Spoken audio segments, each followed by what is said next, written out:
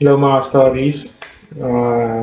Welcome back to the channel. So, long story short lang muna tayo. Short na video natin dito. Hindi ko na pababayan to.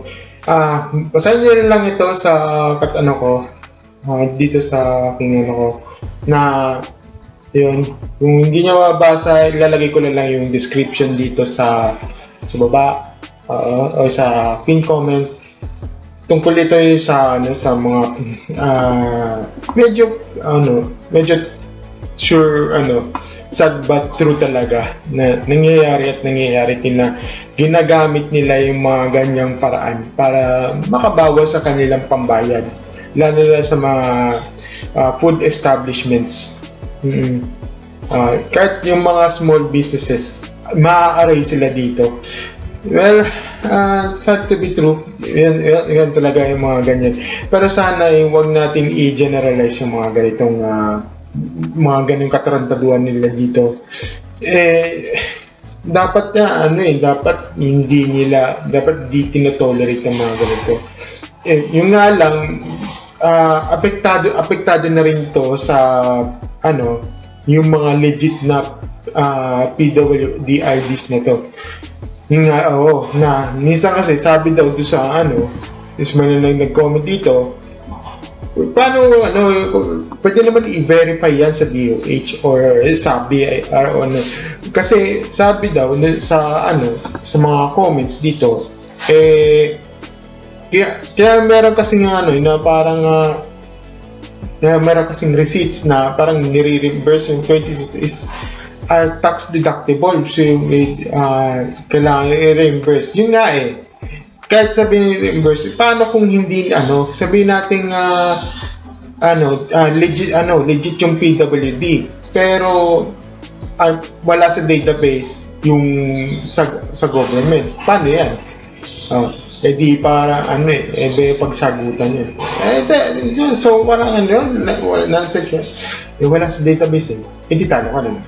Di ba? Wala na parang mangyayari yung kahit yung sabihin natin legit yung PWD pero naaaray dito.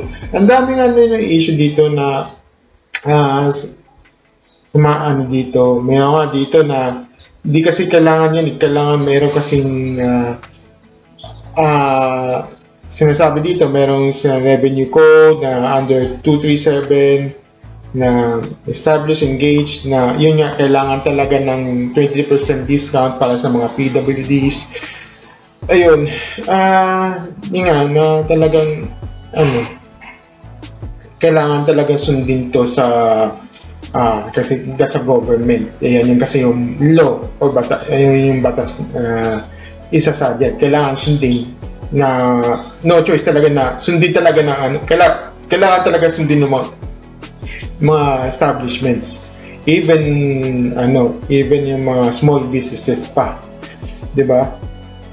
Well, kaya yun nga na ito nga sa mga minsan talaga small businesses mostly talaga hindi nare-reimburse yan, katulad yan sinabi na dito.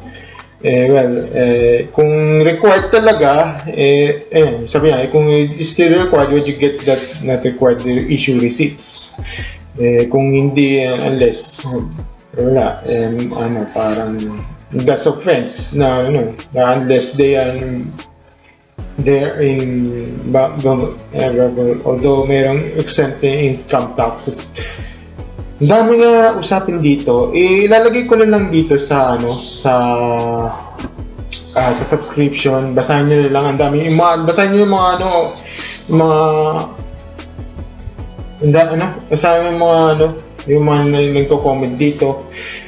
Well, nakakalungkot talaga medyo pati mga legit na PWs matatamaan dito. Yun. Na madadamay, kumbaga madadamay pa, ganun. Nakakalungkot dapat yung mga ganito, yung mga dapat hindi gine-generalize yung mga ganyang gawain gagamitin nyo para maka-discount kayo. Kapal ng mukha niya yun, diba? Minsan nga Minsan na may napanood akong video, medyo na, nakakatuwa sa kanila, pero, okay, sige. Gawain nyo yan eh.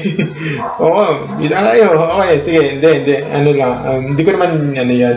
Ang sinasabi ko lang is, sige, kayo, for the content lang yung parang iika-ika sa parking lot.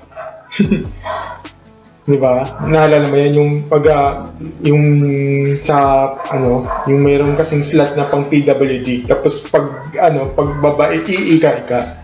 Parang, kapag hindi wala lang, lakad lang ako. Ginagamit nila yung ganun, yung mga ganung style nila. Ayokong yung sa Pero kasi may napapanood akong dati pa. Ginagawa nila yung ganun.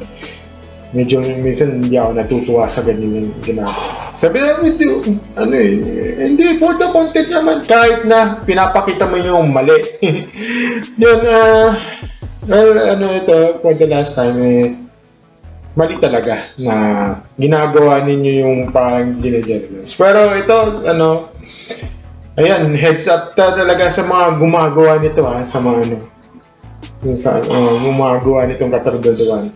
Ayan, yung kay according to yan, kay Tito Chef Tatung. Na, ayan, sinare nga kasi, this, it's really hurting talaga. Yes, I feel you, Chef Tatung. I feel you. Kung hindi nyo kilala to, siya yung siya mostly regular siya sa mga morning show.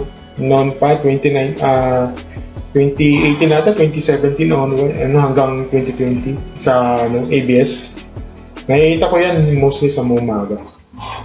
Ayun, medyo hurting talaga sa mga small businesses. Ito yun. Sana tigilan niyo yung mga ganitong katarantaduhan ninyo. Hindi nakakabuti sa negosyo niyo. Diba? Malit na nga yung kita at pinabawasan nyo pa. Kasi sabihin nyo, hindi, malakas din kayo. Yan ang tingin nyo eh. Kasi, yan ang tingin nyo.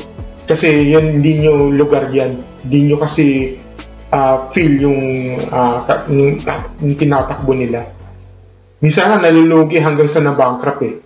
Tapos sasabihin nyo. Tapos hindi nyo feel. Titigilan nyo ako, diba? Yun lang masasabi ko. Saglit lang tayo kasi naiinis ako sa mga ganong gawain nito. Sana tigilan nyo ito, Bye.